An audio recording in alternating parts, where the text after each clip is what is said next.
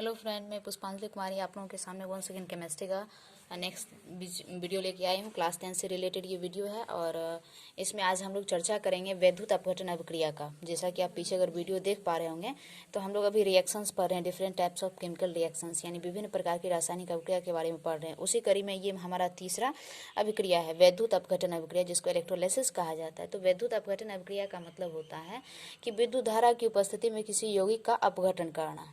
ठीक है, तो एक्चुअली बात ये होता है कि कुछ धातु के द्रवित ऑक्साइड की बात अगर हम करें या फिर उसके क्लोराइड की बात करें तो उसमें विद्युत धारा अगर प्रवाहित की जाती है तो वो यौगिक टूट जाते हैं, विभक्त हो जाते हैं। और इस अभिक्रिया में धातु जो होता है वो कैथोड पे चला जाता है और अधातु जो होता है वो या फिर ऑक्सीजन अगर होते हैं या क्लोराइड होते हैं तो वो एनोड पे चले जाते हैं। कैथोड एनोड की बात इसमें होती है क्योंकि विद्युत अपघटनी सेल में अभी तक आप लोगों ने तो ये पढ़ा नहीं होगा, क्योंकि अभी आप लोग काफ़ी क्लास 10th के हिसाब से तो अभी आप लोग बहुत कम चीज़ पढ़ रहे हैं। तो इस तरह से एक विद्युत अपघटनी सेल बनाया जाता है और इसमें दो तरह के मेटालिक रड होते हैं। ठीक है, धातुई रॉड होता है जिसे इलेक्ट्रोड कहा जाता है और एक इसमें कैथोड होता है और एक एनोड होता है। माइनस वाला और प्लस वाला की बात होती है तो माइनस वाला जो होता है उसे कैथोड कहा जाता है और प्लस वाला जो होता है उसे एनोड कहा जाता है। ये चीज़ें आगे की कक्षा में ज़्यादा डिटेल्स पढ़ना है, लेकिन थोड़ा यहाँ पे परिचय जरूरी होता है। तो वैद्युत अपघटनी सेल में ये समझना है कि कोई भी यौगिक लेते हैं, उसका जलीय घोल होता है और उसमें विद्युत धारा प्रवाहित करते हैं तो उससे वह यौगिक टूट जाता है। इस अभिक्रिया को ही वैद्युत अपघटन अभिक्रिया कहा जाता है। तो हम एग्जाम्पल एक लेते हैं, सोडियम क्लोराइड, नमक जिसे हम कहते हैं, दैनिक जीवन में जो इस्तेमाल होता है वह द्रवित सोडियम क्लोराइड है, यानी कि NaCl का जलीय घोल है। ये कह सकते हैं, जलीय नहीं है, द्रवित है। द्रवित और जलीय में फ़र्क होता है। तो द्रवित सोडियम क्लोराइड से होकर हम विद्युत धारा प्रवाहित करते हैं, यानी कि यहाँ पे हम लिख दे रहे हैं कि इस पे विद्युत धारा, इलेक्ट्रिसिटी प्रवाहित हो रही है। तो विद्युत धारा प्रवाहित करने के बाद दो चीज़ बनता है, सोडियम और क्लोरीन। तो क्लोरीन तो अणु होता है तो यह Cl2 के रूप में निकल जाता है। पहले इसे बैलेंस कर लेते हैं, यहाँ 2 लगाते हैं, सोडियम 2 क्लोरीन 2, यहाँ 2 लगाते हैं, सोडियम 2 क्लोरीन 2, बैलेंस हो गया। अब सोडियम चूंकि धातु है और धातु है तो यह प्लस वाला है, तो प्लस वाला किस रड पे निकलेगा, तो प्लस वाला माइनस वाला छड़ पे निकलेगा और माइनस वाला छड़ को हम कहते हैं कैथोड, तो यह कैथोड पर निकलेगा। और क्लोरीन कहाँ निकलेगा, तो यह प्लस वाला छड़ पे निकलेगा और प्लस वाला छड़ को हम लोग कहते हैं एनोड, तो क्लोरीन गैस हमारा एनोड पे निकलेगा। ये रिएक्शन हो गया। सेकेंड रिएक्शन, द्रवित एल्युमिनियम ऑक्साइड की अगर हम बात करें, एल्युमिनियम ऑक्साइड जिसे हम कहते हैं Al2O3, इसे एल्यूमिना भी कहा जाता है और ये बॉक्साइड भी होता है। इसमें अगर इंटू में 2H2O लगा दे तो बॉक्साइड जो एल्युमिनियम का एक बहुत महत्वपूर्ण अयस्क होता है और उसी से एल्युमिनियम का निष्कर्षण होता है। आगे हम लोग धातु अधातु चैप्टर में इसके बारे में जानकारी लेंगे। तो एल्युमिनियम ऑक्साइड द्रवित है और इसमें भी हम क्या करते हैं, विद्युत धारा प्रवाहित करते हैं, यानी तीर के ऊपर हम लिख देंगे विद्युत धारा, इस तरह से। तो विद्युत धारा प्रवाहित करने के बाद एल्युमिनियम निकल जाएगा और ऑक्सीजन निकल जाएगा, जाहिर सी बात है। बैलेंस कर लेते हैं, एल्युमिनियम 2 है, ऑक्सीजन 3 है, ऑक्सीजन को 2 है तो 2 से 3 तो कर नहीं सकते, तो यानी 6 वाला काम ही करना होगा।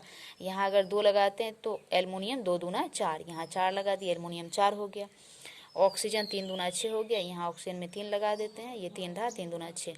तो एल्युमिनियम धातु है तो धातु तो विद्युत धनात्मक होते हैं, प्लस वाले होते हैं, तो प्लस वाले होते हैं तो ये माइनस वाला छड़ पे जाएगा, यानी कि ये चला जाएगा कैथोड पे।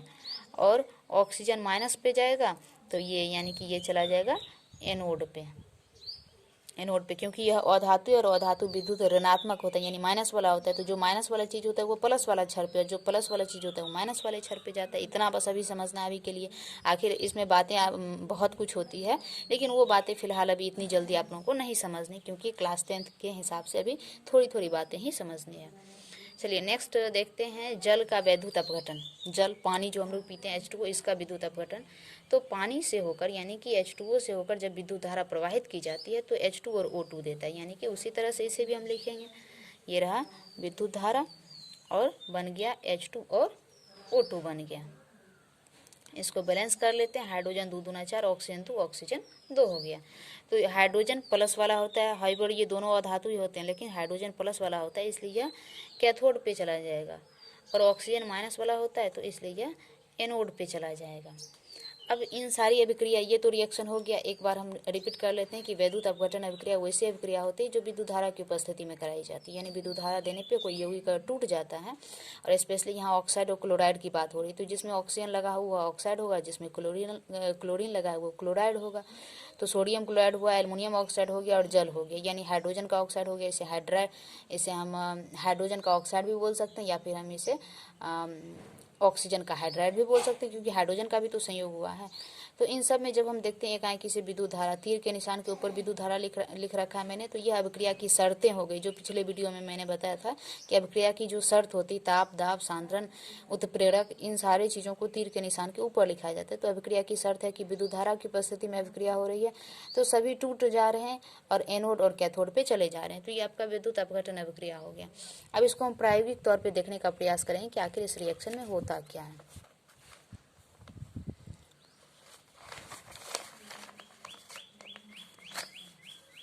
तो चलिए देखिए इस रिएक्शन में एक्चुअली होता क्या है, समझने की कोशिश करना है यहाँ पे आप लोगों को। कि मान लिया जाए एक हम लेते हैं यहाँ पे मग, प्लास्टिक का एक मग ले लेते हैं।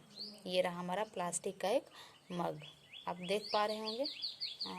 मग कुछ ज़्यादा बड़ा हो गया, ये ऐसे समझ लीजिए प्लास्टिक का ये मग हो गया। और इस मग में हम 2 इलेक्ट्रोड डाल देते हैं, 2 इलेक्ट्रोड डाल देते हैं।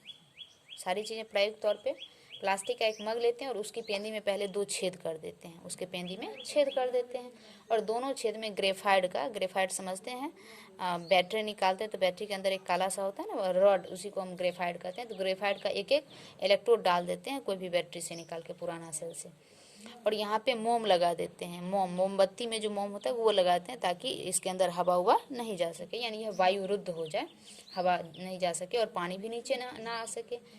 अब इस मग को लगभग आधा हम पानी से भर दे रहे हैं, इतना भर दे रहे हैं कि इलेक्ट्रोड के ऊपर तक हम पानी भर दे रहे हैं। और अब क्या करते हैं, इसके ऊपर एक परखनली लाते हैं और परखनली को उलट देते हैं, ऐसे करके एक परखनली को इसके ऊपर ऐसे करके उलट कर 2 परखनली, इसके ऊपर भी एक परखनली और इसके ऊपर भी एक परखनली रख दे रहे हैं, उलट दिए। अब क्या करते हैं, इन दोनों से ये दोनों जो हमारा इलेक्ट्रोड है, इस इलेक्ट्रोड को एक 6 वोल्ट की बैटरी से जोड़ देते हैं, यानी कि इसे हम एक 6 वोल्ट की बैटरी से समझ लेना है बस प्रायोगिक तौर पे। ये स्विच खुला हुआ है और स्विच जब बंद कर देंगे तो इस तरह से हो जाएगा। इसको आगे क्रमशः ये एक बैटरी रहा, मान लिया जाए ये एक आपका बैटरी हुआ, और बैटरी में भी पॉजिटिव और निगेटिव होता है, पॉजिटिव पोल निगेटिव पोल, धन ध्रुव ऋण ध्रुव होता है। तो इस बैटरी से इसको और इसका ये एक भाग यहाँ पे जोड़ दिए और इसको स्विच दे दिए। इसको बस नॉर्मली समझ लीजिए ये होता क्या है, स्विच दे दिए। तो स्विच देने के बाद क्या होता है कि ये पानी है और पानी में विद्युत धारा प्रवाहित होने लगती है, लेकिन पानी में थोड़ा 1-2 बूंद सल्फ्यूरिक एसिड यानी कि H2SO4 भी डाल देते हैं, ताकि अम्ल रहने पे विद्युत धारा का प्रवाह सुनिश्चित हो सके।